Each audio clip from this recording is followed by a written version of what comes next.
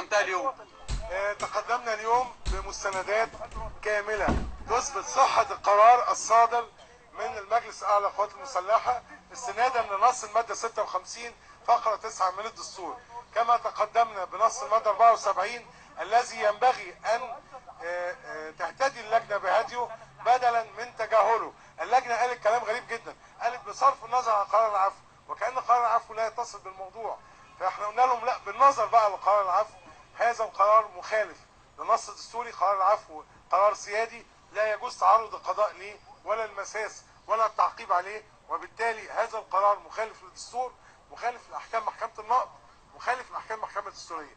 احنا مرة اخيرة بنقول بشكل واضح احنا فدا مصر، لكن احنا مش هنسيب حق مصر، وهنكمل في نضالنا القانوني بغير عنف، ولن نقبل اي دعاوي لتأجيل الانتخابات الرئاسية. وبنقول احنا مكملين، واي رئيس سيأتي طالما مش من الاثنين اياهم بنقول رئيس مصري سنقف الى جواره، واحنا سواء قرار جاء بحق.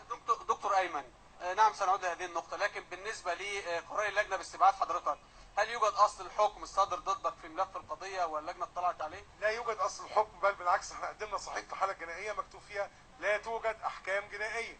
طب هم جابوا على اي اساس علمت اللجنة بصدور حكم ضد؟ بسم الله الذي لا يضر مع اسمه شيء في الارض ولا في السماء وهو السميع العليم. يا جماعة هي مش لجنة قضائية، هي لجنة ادارية فنية سياسية، واحنا قابلين بده. بس عشان نقبل بده بقى لازم يكون في جهة قضائية نقدر نطعن على قرارات اللجنة دي قدامها، لكن تبقى هي لجنة مش قضائية ولجنة سياسية ولجنة فنية وفي الاخر خالص ما تعرفش تطعن على احكامها. هل حضرتك سألت اعضاء اللجنة كيف اتصل علمهم بشكل قانوني سليم بالحكم الصادر ضد حضرتك؟ لا، انا الحقيقة في مرافعة الدكتور عاطف البنا تحدث عن هذا، انا في مرافعتي انا اتكلمت عن 3 اوراق و3 نصوص، قلت لهم فسروا لي ال3 اوراق دول معناهم ايه وال3 نصوص دول معناهم ايه، وانا بتصور ان المسألة واضحة جدا.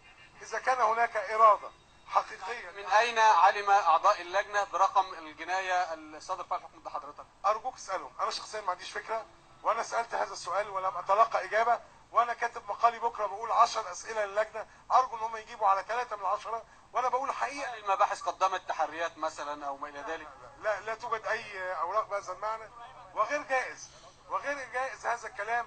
احنا بنتكلم عن اختيار رئيس مصر، ما يجوش ان احنا نوصل لهذا المستوى. دكتور ايمن، حضرتك ايضا التقيت بالمرشح حازم صلاح ابو اسماعيل داخل اللجنه، هل اطلعت على الاوراق التي استندت اللجنه الى ابعاده بسببها؟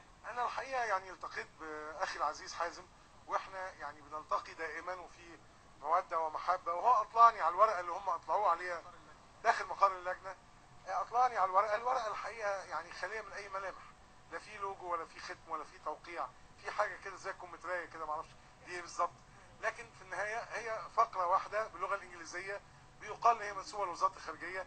انا اظن ان وزاره الخارجيه الامريكيه عندها بادج، عندها اسم، يعني مين اللي كاتب الجواب انا مش عارف، انا ما عنديش فكره. يا دكتور ايمن حق، يعني هل يوجد توقيع على هذه الورقه؟ هل يوجد خاتم منسوب لجهه معينه؟ لم ارى اي خاتم ولا اي توقيع ولا اي لوجو، شفت بس حاجه كده شخبطه صغيره جدا في مكان مغاير لمكان التوقيع. صوره ضوئيه ام اصل حضرتك؟ اللي انا شفته مع حازم كان صوره ضوئيه، لكن انا ما عنديش فكره هل هم سلموه الاصل ولا لا، لكن اظن ان هي صوره ضوئيه. هل شاهدت خطابا من الخارجيه الامريكيه بمضمون هذه الورقه؟ ما هي دي الورقه اللي بيقولوا عليها خطاب الخارجيه، مفيش غيرها. بالنسبه لي لما قاله النائب مصطفى بكري من ان المشير حسين طنطاوي طالب بتاجيل الانتخابات الرئاسيه، حضرتك يعني كنا سالنا حضرتك، يعني بص، هو اذا كان المقصود الاجتماع اللي انا كنت حاضره امبارح واللي كان فيه المشير طنطاوي هذا لم يحدث، اذا كان مقصود اجتماع اخر او حديث جانبي بين الزميل مصطفى بكري وبين المشير هذا وارد الله اعلم، لكن في حدود معلوماتي لم اسمع هذا. وانا قلت وبكرر احنا ضد تاجيل الانتخابات ولن نقبل بتاجيل الانتخابات، واحنا عايزين انتقال يوم 30/6 ان شاء الله بسلام وبامان وبحب وبمصالحه وطنيه، وعايزين هذا الاحتقان يخف، وعايزين مصر. ما تفسير حضرتك لصمت المجلس العسكري ازاء تصريحات مصطفى بكري التي ينسبها للمشير بان المشير يطلب تاجيل الانتخابات رغم ان حتى كل المشير لم يطلب؟ اذا كان المشير لم يطلب فلماذا لا يخرج المشير ويكذب ما يقوله مصطفى بكري؟ يعني انا ما عنديش فكره، لانه ممكن يكون هذا حديث جانبي بين مصطفى بكري وبين السيد المشير. فانا بقول لك في حدود معلوماتي، وانا كنت حاضر الاجتماع من اوله لنهايته، انا لم اسمع كلام عن تاجيل انتخابات. اللي انا سمعته ان المشير بيقول كلام واضح، بيقول احنا عايزين نعجل الخطوات في اصدار الدستور قبل الانتخابات. طبعا ده في استحاله موضوعيه ان خلال 40-50 يوم نعمل دستور لمصر.